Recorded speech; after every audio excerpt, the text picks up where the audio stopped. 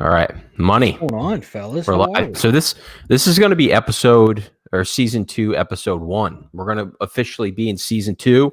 We're going to get these podcasts going again because they're getting a lot of downloads this week. I Pretty shocked to had, see how many downloads they got. yeah, I told the coaches that like came out that I do a podcast, and I like they hit me up all the time now.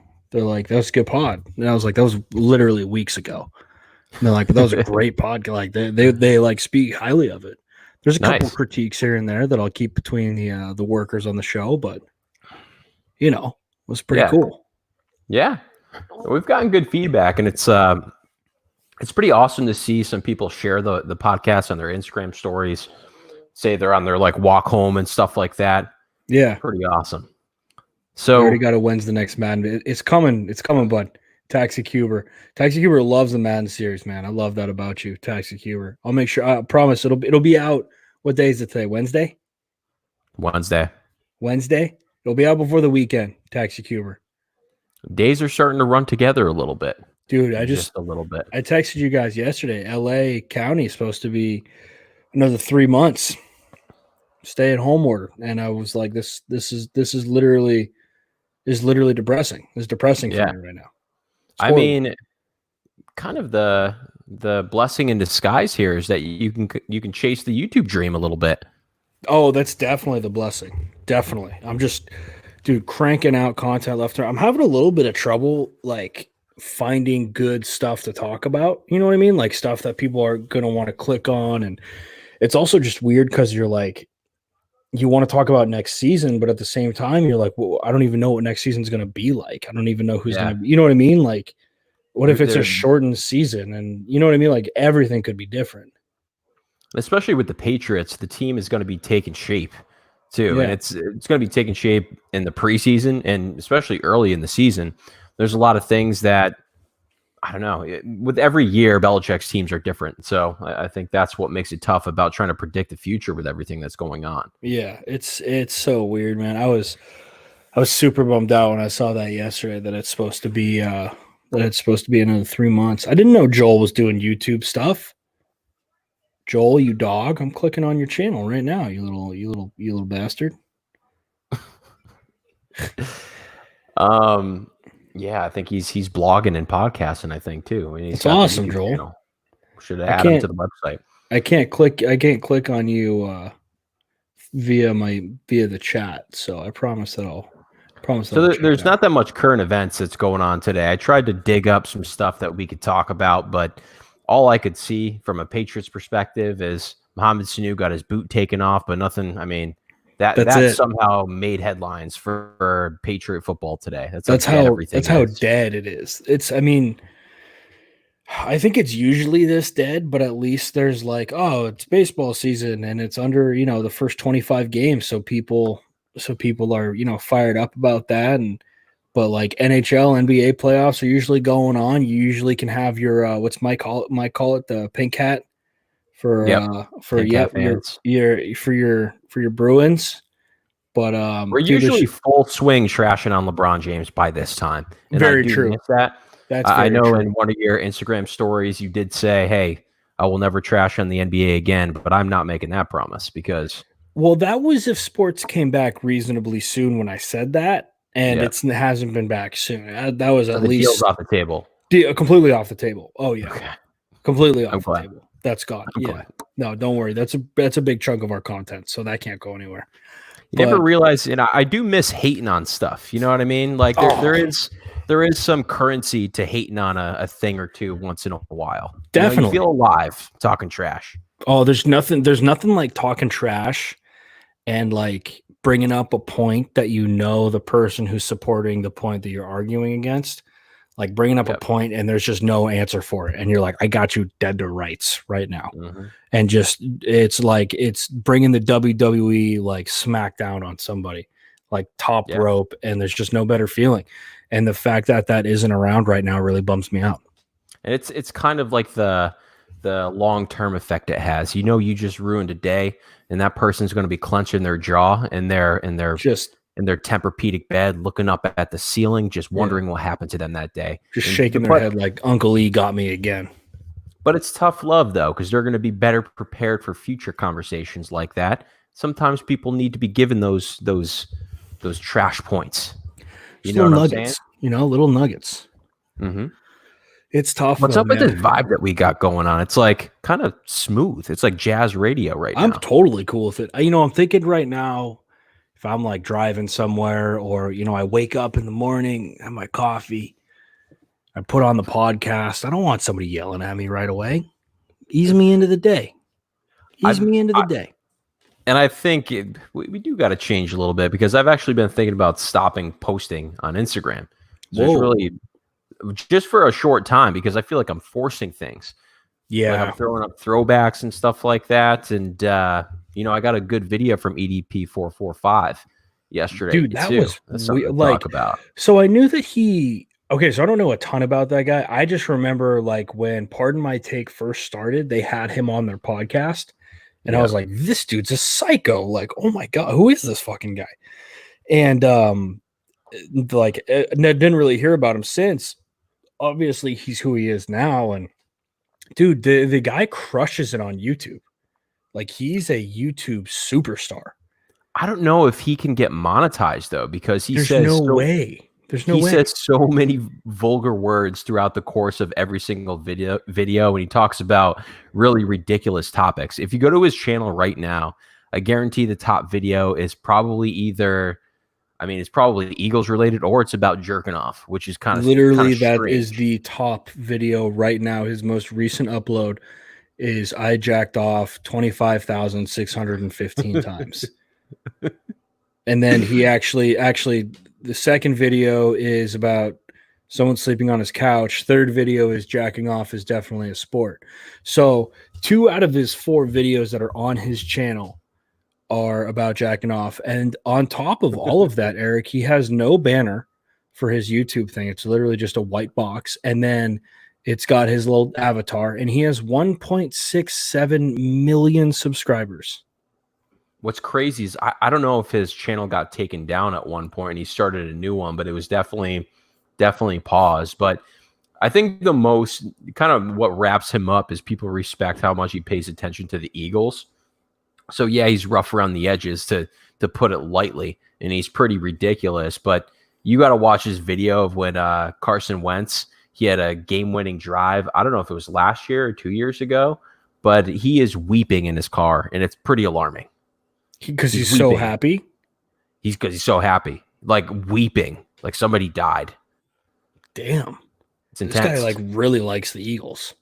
A little bit too much. It's a little unhealthy, if I'm being honest. I'm a Pats fan, sure, but I think the last time I cried about a Pats game was like 2007, and I was a freshman in high school. And even that, I was like, I probably shouldn't be crying about this. I don't know if I've ever. The only time that I remember crying over a Patriots game was 1997 Super Bowl, but that's like warranted. I was 9 years old. So I was like Super 13. Bowl losses are hard when you're 9. Now I feel like a little bitch. I was like 13. Figure it out, Cam. That's pretty old, Cam. All right. I was really sad. It was 2007. Pats were undefeated. Yeah, no, Let's that not think of that was a tough one.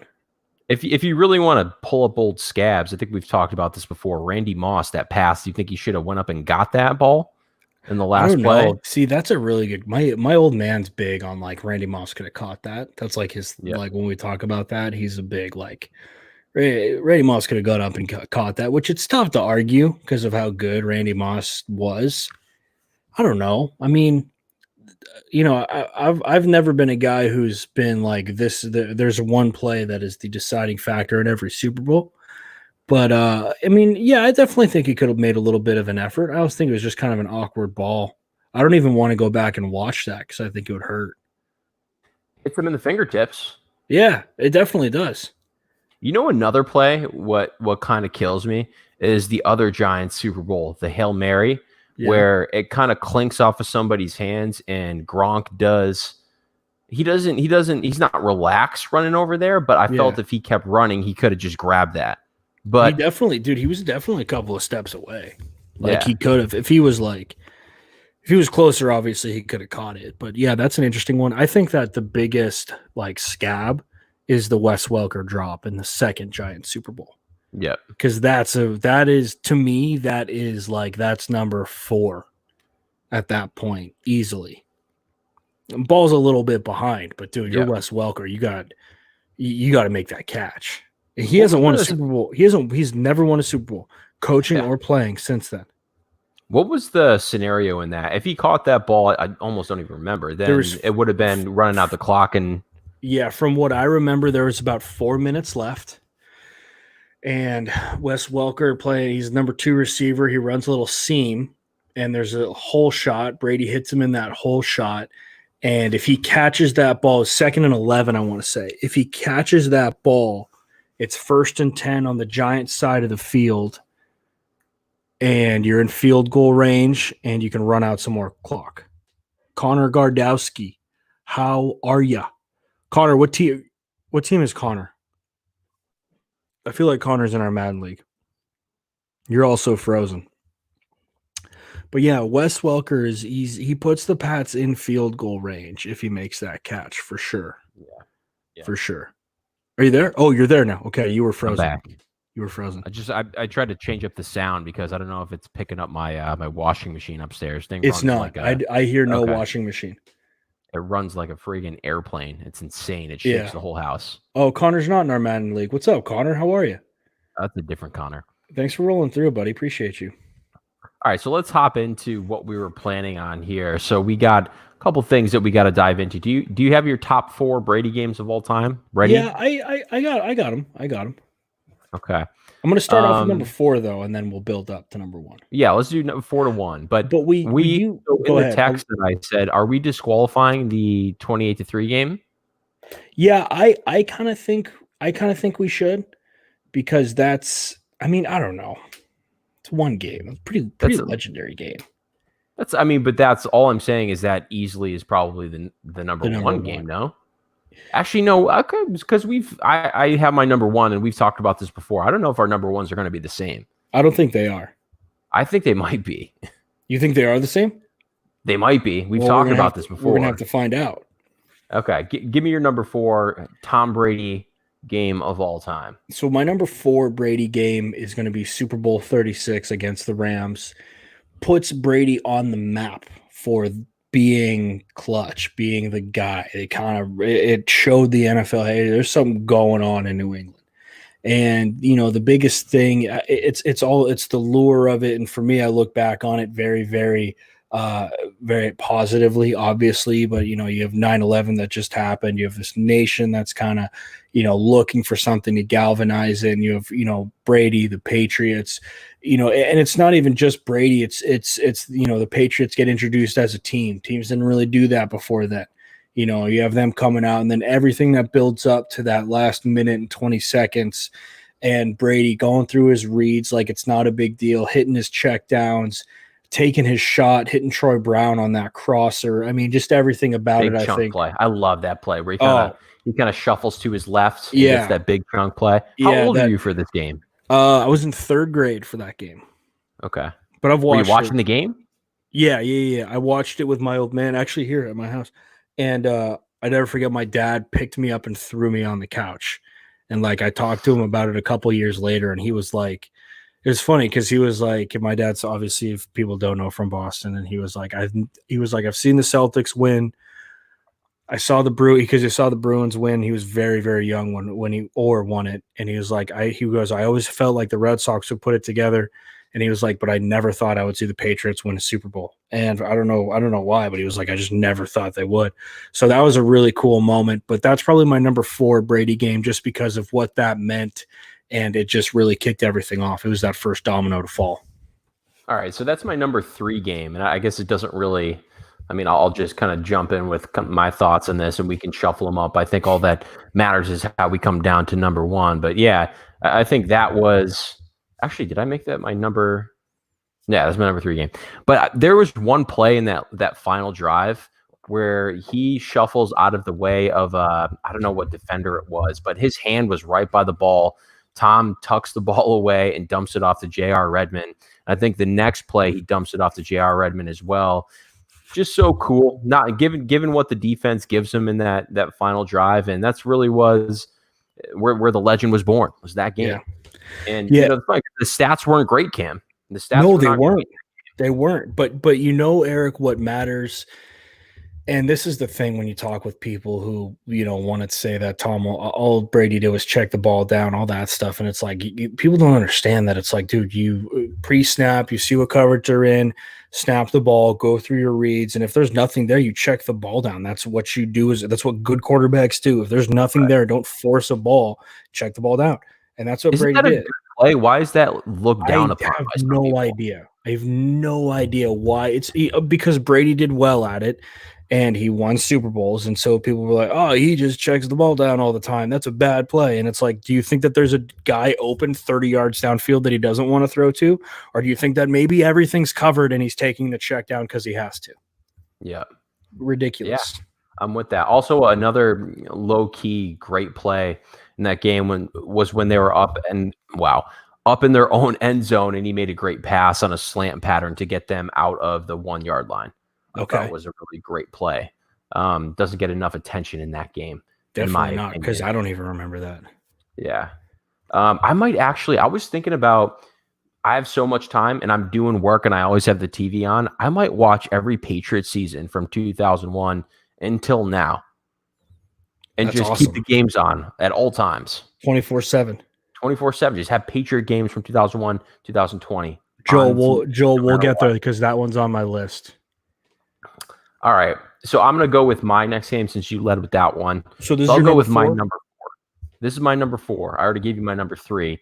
And we're going to kind of switch, kind of flip-flop these. But I'm going to go with 2013 Week 12 versus the Broncos. Great game. I was thinking about this one too. An excellent game. They were down 24-0 to Denver in the second quarter. Von Miller was wreaking havoc in that game. A couple fumbles were forced by that defense. And, there was no panic in Tom Brady. He was 24 for 33. I think those are second half numbers too. 263 yards with 3 touchdowns. I know the 3 touchdowns came after halftime. And they ended up taking the lead. The Broncos forced overtime in that game. And who was the scapegoat in overtime for that game, Cam? Do you remember? Wes Welker, was it not? It was Wes Welker. He called poison instead of calling a fair catch there, hit one of his blockers. The Patriots took that ball and ended up winning that game. That's right. That was a crazy game. So I was in college at this point, and I had to work that night because it was Monday. I think it was a Monday or Sunday night game, and I had to work whatever night it was. And I got through, I was barbecuing and I had to go into work, and I was like, I texted the person I was supposed to go in for. I was like, yo, I'm going to be 45 minutes late, 30 minutes late, because I was watching the game. And I was like, I just want to watch the Pats score once, feel good about it, go in, and I'll watch it on Gamecast. Remember Gamecast on ESPN? Oh, yeah. Yes. So I'm watching it, and they go down 7, then they go down 14, and I'm like, you got to be kidding me. And then strip sack, and then fumble, and I'm like, all right, I'm just going in. So I go into work. I'm getting scolded because I'm in 45 minutes late, and I throw on Gamecast. But it's Sunday. I'm pretty sure it was Sunday night because there was nobody in there. I was working in the library. And I'm just locked in, watching it on the computer. And I'm like, oh my God, they're coming back. They're coming back. And finally, I got back to my apartment later that night, and I was able to watch the highlights. And I was just like, oh my God, what a game. What a game. And that ball that he has to Edelman runs this literally like a wheel on the goal line. And he runs it, and he's open on an arrow in the flat. And then he cuts it upfield, and Brady puts this ball just in the bucket. You couldn't throw the ball any better. And Brady was so good at throwing these balls in the end zone where if the receiver stopped, the DB would run into him and it was going to be pass interference. But if the DB stayed out of the way, that ball was going to be literally right in the receiver's lap. He did that time and time again. He was so good at it. So that was a phenomenal game. Stephen Ridley fumbled. LeGarrette Blount fumbled. That was a game that you were like, Tom Brady's literally willing this team to a win. Yeah. I the reason why I'm constantly smiling is that you started that whole segment, and the people that are listening on the podcast aren't going to get the full effect of you starting a story in the rocking chair and saying, I remember that night. I had to work that night. I tell you what, this rocking chair is very comfortable. We're getting a real smooth jazz vibe tonight. I got to get myself a rocking chair. I haven't been in one of those in a while. This rocking chair is baller. My mom's They're got this great. rocking chair. She's got another rocking chair out front. Big rocking chair family. They're called gliders, actually. Are they? Okay. Yeah, My yeah. grandma, my nanny had a couple of those, I Pretty believe. sweet. They're pretty sweet. All right, so we both got. So I got my 3 and 4 out of the way. You got your 4 out of the way. So My you owe number me a 3. 3. Yeah, so my number 3 is and this might be a little recency bias, but my number 3 is going to be the AFC Championship game last year or 2 years ago, technically, I guess, against the Kansas City Chiefs. Pat Saints is a phenomenal choice That as was a well, great game and too. I'm very frustrated that I didn't remember that. I mean, I Kyle in the remembered chat, it. yeah. I wanted to keep it playoff games, but damn, that Pat Saints game was a great game, man. Kyle, good call.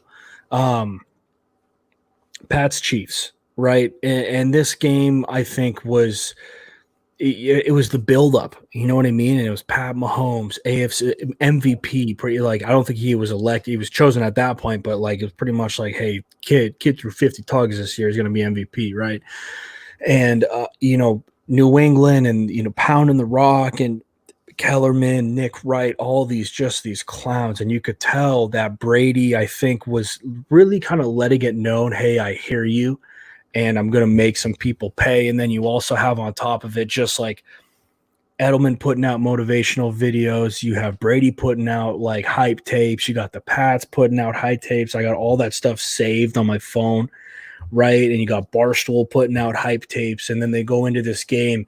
And we're talking about one of the loudest stadiums in the NFL, Arrowhead, right? Proud fans haven't had the AFC Championship game in their house in like 50 years at that point. And you got everybody doing the chop, on Brady. And it's just like time and time again, right? The Pats pounded the rock and they were great at it in that game. And, that was definitely a huge key. But I think what made that game so great to me is when you look at the fourth quarter and you look at overtime. And I'll never forget after that game, obviously they had won. And I was listening to this one guy who I've talked about. And he was this one YouTuber who's like, he compared Brady's run in that postseason to Manning's when he won his last Super Bowl. And I just thought it was ridiculous. So I went back and I watched the game again. So I was like, maybe I'm missing something. And you watch that fourth quarter and it's 3rd and 15, 3rd and 10. I mean, these aren't easy conversions, Eric. These are 3rd and long. 3rd and 15, we're hitting a slant to Gronk. 3rd and 10, we're hitting Edelman on a crosser right over the middle. I mean, these are big time plays that we are hitting time and time again.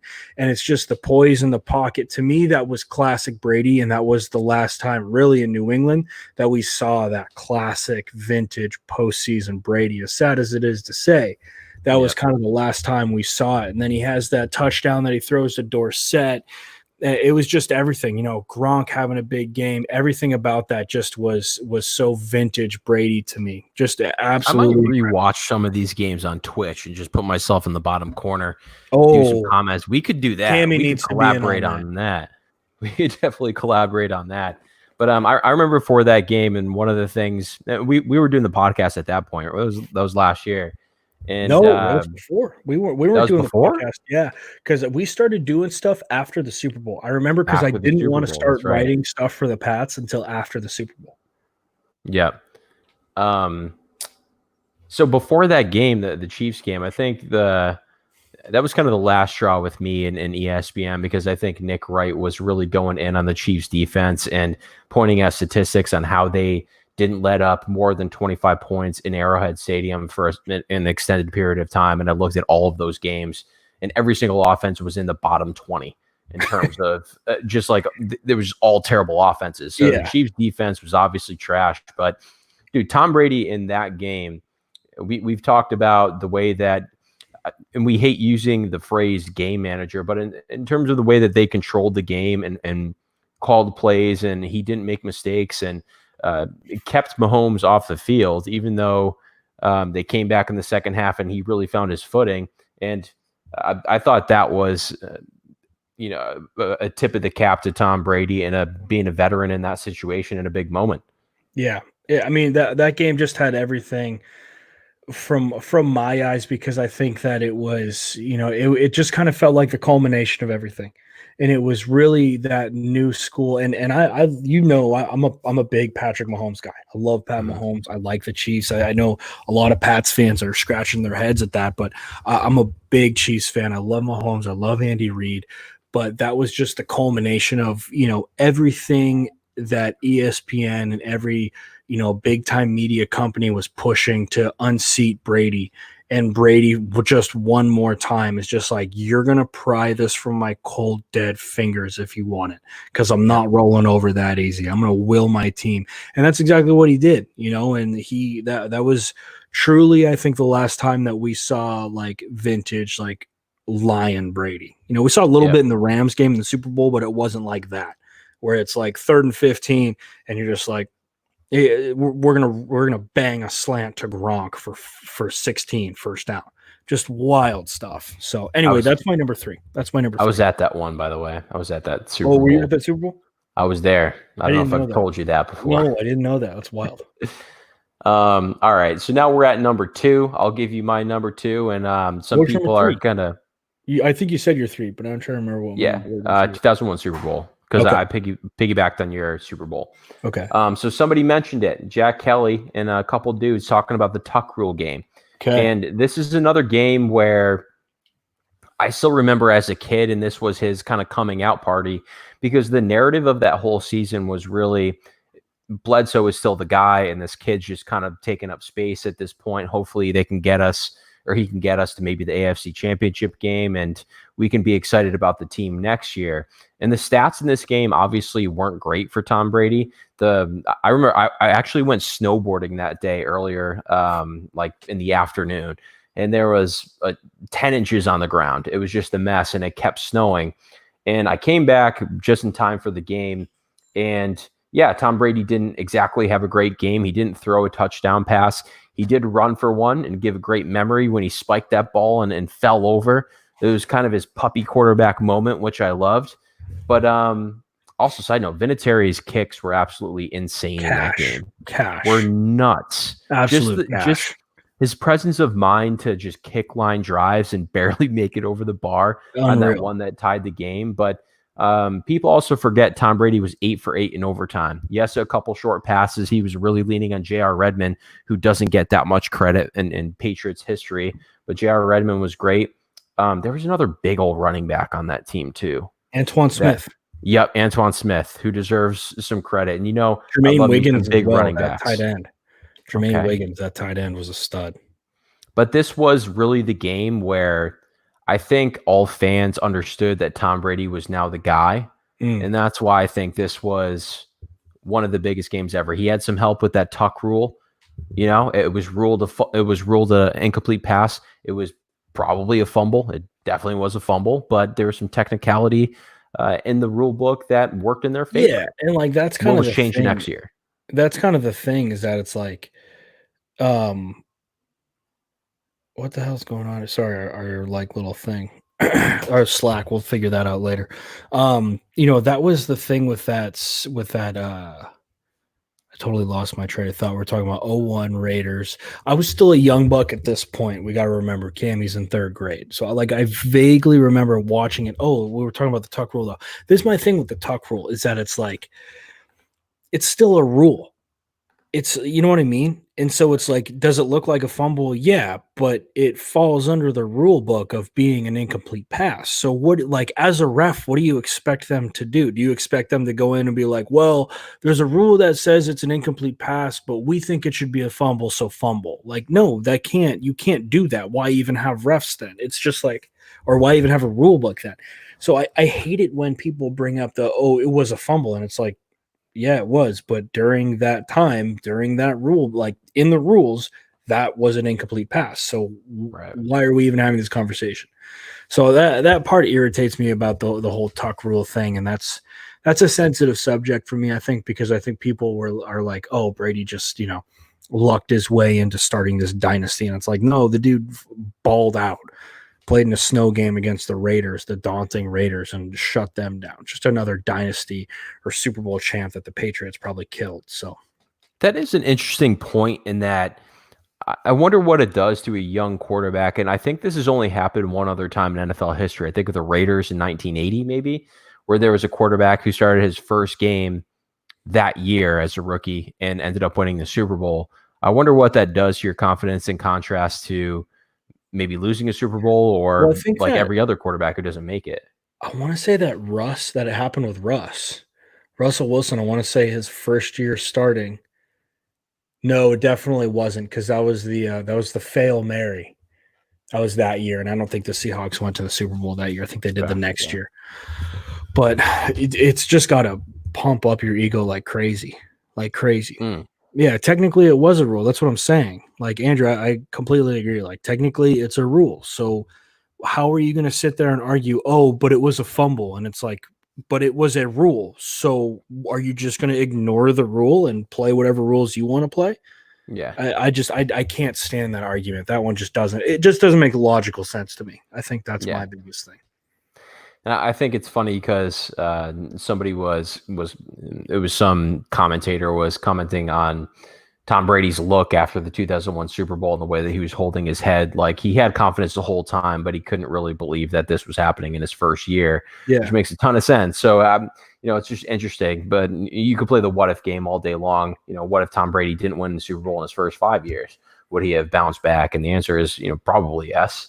Yeah.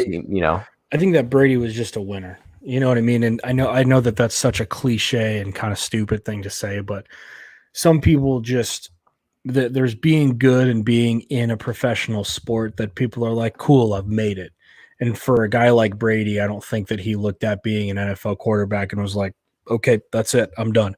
I think that he was like, all right, now it's time to like turn on the juice. Let's go. Let's go win this thing. Let's be great. And that's what I think that that's what I would imagine he brought every day. I don't know the guy personally, but from the stories I've heard, that's what I would say. So somebody was commenting, do we have any Peyton Manning, Tom Brady games? I did the 2013 Week 12 game versus the Broncos, but there's a million games against Peyton Manning that you could choose. Yeah.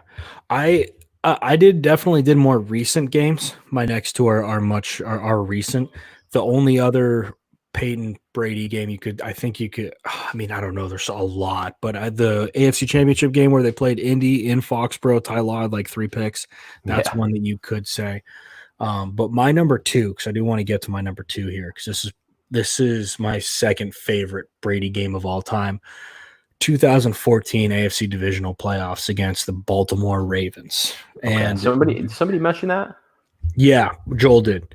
And this game this one just hits home for me. I've never been a Baltimore guy. You look at it, and Brady had won his first 3 Super Bowls, and struggling to find that 4th one, and having 3 is great, but you're not in the Montana-esque, the Terry Bradshaw-esque games, category. And you go and you play a team like Baltimore, who had beaten New England, I think 2 times, the last 3 times they played them, or they just always have been a problem for New England. And they come into New England, they go up 14 early. Like, Baltimore goes up 14 early, and then here comes Brady, and he's finding Gronk on a seam and 3rd and longs, and he's stepping up in the pocket and hammering these deep crosses, and you're like, Jesus, man, this kid's insane. And he just keeps doing it. Again, I think the biggest thing that I remember from games like this is the 3rd downs, and just each 3rd down that they went through, and it's just like every time you need a big boy throw, and Brady's there to make it. Obviously, you have the double pass to Edelman to Amendola, just a legendary play, all-time play. But again, I think obviously 2 plays really stick out to me in that game. The first one is the New England's first touchdown. Brady takes this 4-yard scramble up the middle and spikes it, and then just looks up at the crowd and does his let's go, and gives me chills to this day thinking about it, because it's just that's just awesome. That's what I'm talking about. And kind of to parlay this into something else, I really feel like the New England fan base, if you show that emotion, you know what I mean, and you're all in, dude, we'll love you forever. You know what I mean? And that's, not to dive into other things, but that's part of my problem with a guy like Kyrie, where it's dude, you could have had that, and you just never showed that emotion. So anyway, that's something else. But anyway, that's one of the plays that really sticks out to me. The second 28-28 ball game. Baltimore runs cover 2. Brady throws this whole shot in the bucket to Brandon LaFell, and just this literally Brandon LaFell doesn't even need to move his hands, and the ball is just right in the bucket, touchdown. And you're just like, dude, what? That's one of those balls that, like, I don't think a lot of people notice how good of a throw that was. You know what I mean? Like, LaFell, great route, able to stack the receiver. The receiver still got a hand on him, and Brady throws this ball that just dies midair, boom, right in the bucket, touchdown. And so that's my number 2 game. Just, I think that's a big nostalgia game for me. Amendola had a phenomenal game. Gronk balled out. Darrelle Revis against Steve Smith. Daron Harmon interception. Just everything you could ask for. Yeah, and I think we have there's no rules to this top 4. I think there's kind of some personal ties to some of these games too. And that game was incredible for me because I was living in Austin, Texas, and there was a Patriots bar called O'Reilly's down on 6th Street. And Patriot fans would go to that bar, and a lot of New Englanders that were just away from home living in Austin. And it was like always the funnest experience. A lot of people would think that it's not good to be away from home during big Patriot games, but you talk to people and people are just exchanging where they're from. And, that was a game where Tuck missed the field goal at the end, right? No. Am I getting mixed up? Oh, you're talking about divisional games. Okay. Yeah. That was the divisional game. Okay. I got mixed up there at the end. You're thinking of the conference championship where they missed. That's in 2011. He misses the field goal, and the Pats go to the Super Bowl. You're thinking of the other one. I did. That's okay. Also went to a Ravens game too in the playoffs where we were running late, and then we showed up to our seats and they were down 20-0 or whatever it was. Yeah, so quickly. That's the one Ray Rice just balled out. I remember I went to the gym that day with my old man, got back here, and like literally we must have showed up at the same time. So I remember getting back here and being like, this game's over. I can shut this off. My football season's done. Great. This is fun. Yeah. Love that you watch football games in the gym, crunching it. Doing squats. I was watching yesterday when I was in the gym. There's this dude on YouTube, if people don't know, Board Film Grads. His name's Joseph Vincent. He's a big Brady guy, and he makes the best. They're not even highlight films, they're documentaries. But they're like hype video documentaries. And like every time I watch it, it's just like I crushed an entire tin of pre-workout. I'm like, let's go. Let's go. And he's a big Brady guy. He's got a video for Brady's 4th, 5th, and 6th Super Bowls, and they're just special.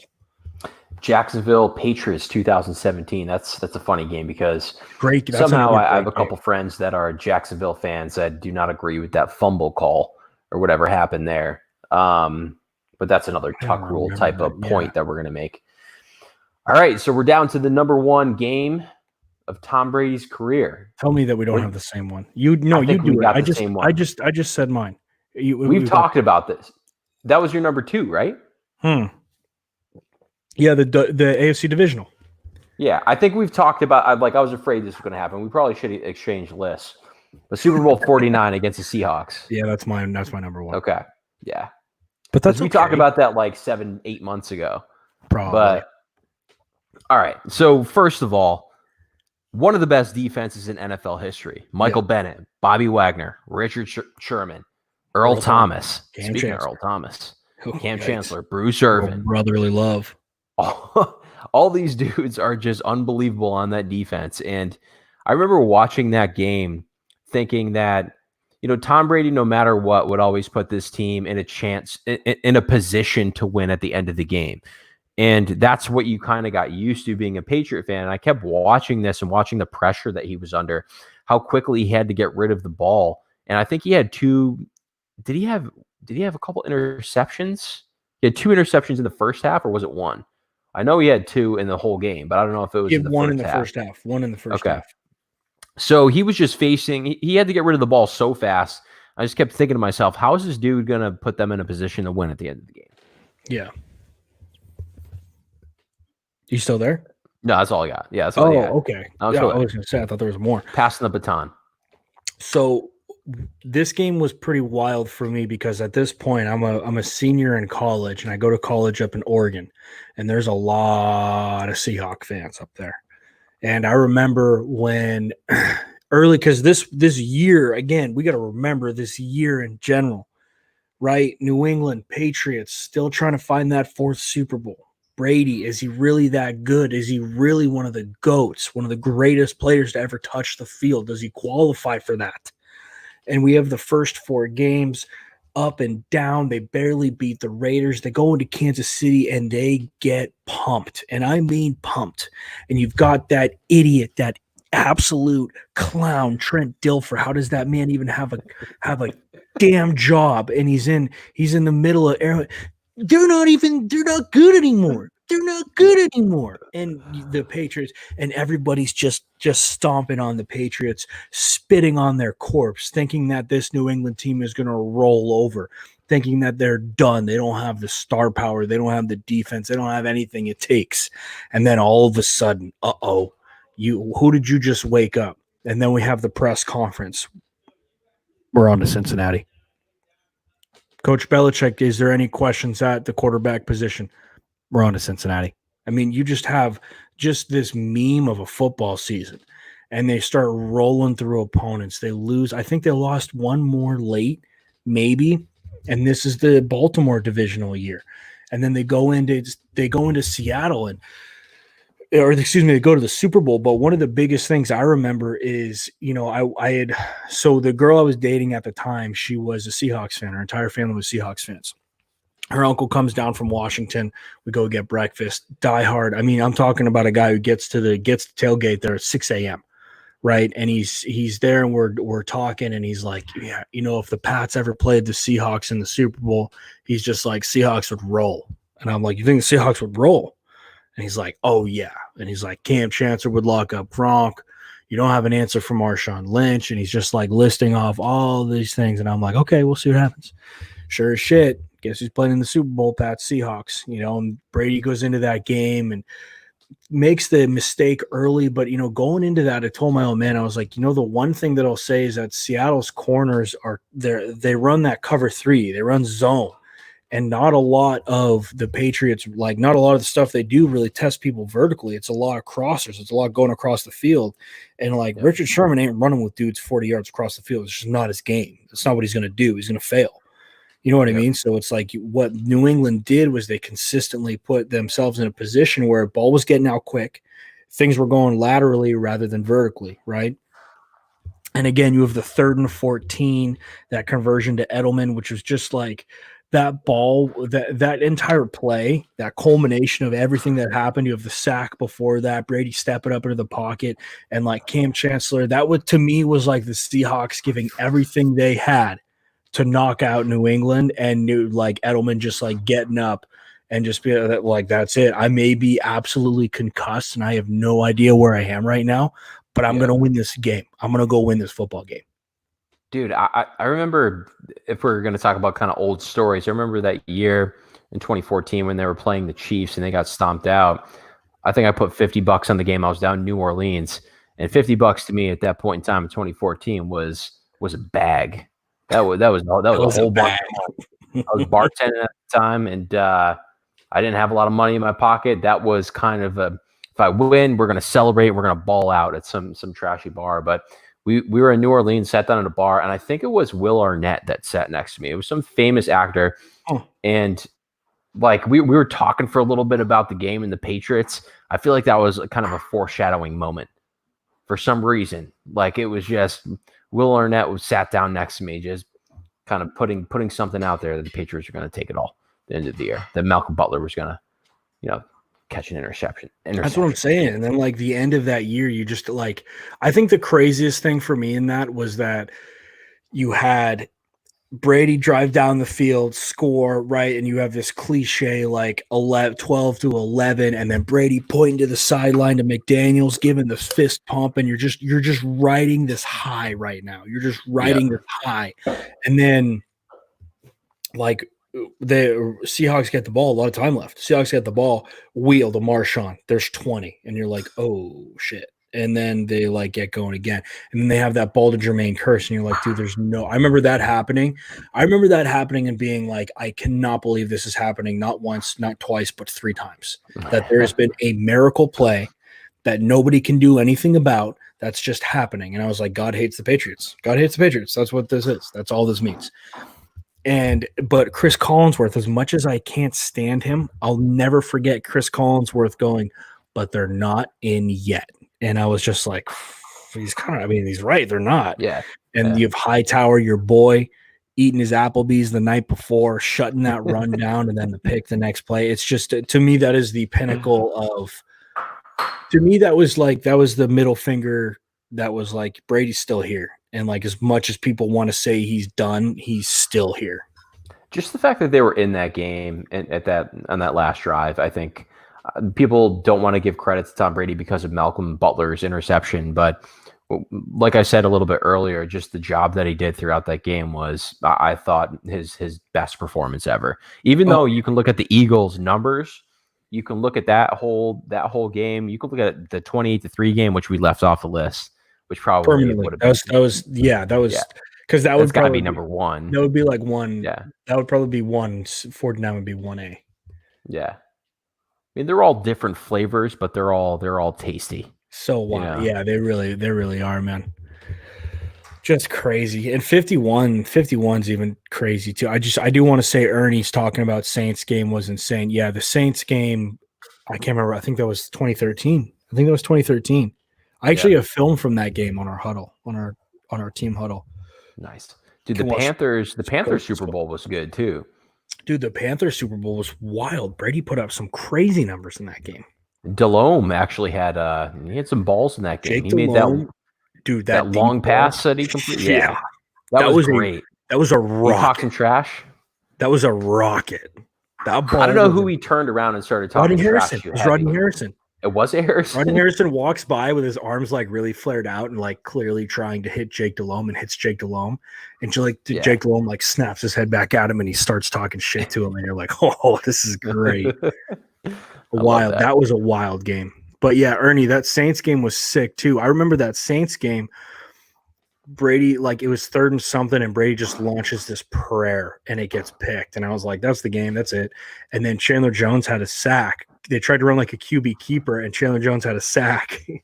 And they got the ball back. And Austin Collie, remember Austin Collie? Only had like 3 great plays as a Patriot. Well, one of them was in this game on a 4th and 5 or something like that. Edelman had a big catch. And then just that